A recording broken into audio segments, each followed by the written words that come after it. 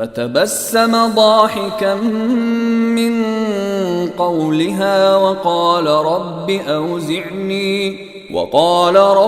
أوزعني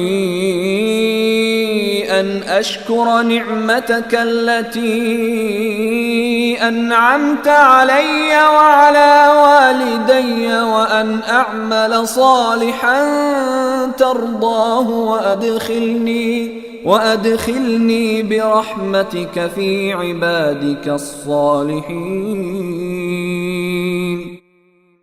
اس کی بات پر سلیمان مسکرا کر ہنسے اور کہنے لگے، میرے پروردگار، مجھے اس بات کا پابند بنا دیجئے کہ میں آپ کی ان نعمتوں کا شکر ادا کروں جو آپ نے مجھے اور میرے والدین کو عطا فرمائی ہیں، اور وہ نیک عمل کروں جو آپ کو پسند ہو، اور اپنی رحمت سے مجھے اپنے نیک بندوں میں شامل فرما لیجئے۔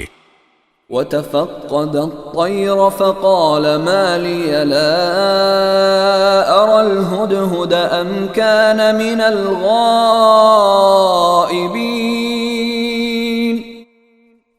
اور انہوں نے ایک مرتبہ پرندوں کی حاضری لی تو کہا، کیا بات ہے، مجھے ہدہد نظر نہیں آ رہا، کیا وہ کہیں غائب ہو گیا ہے؟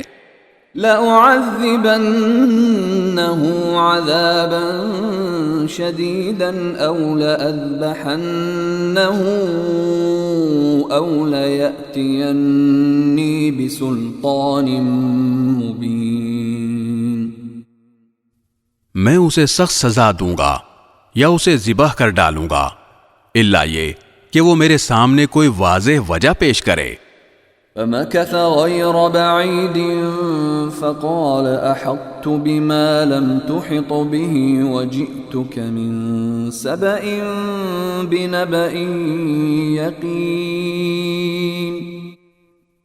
پھر ہدہد نے زیادہ دیر نہیں لگائی اور آ کر کہا کہ میں نے ایسی معلومات حاصل کی ہیں جن کا آپ کو علم نہیں ہے، اور میں ملک سبا سے آپ کے پاس ایک یقینی خبر لے کر آیا ہوں۔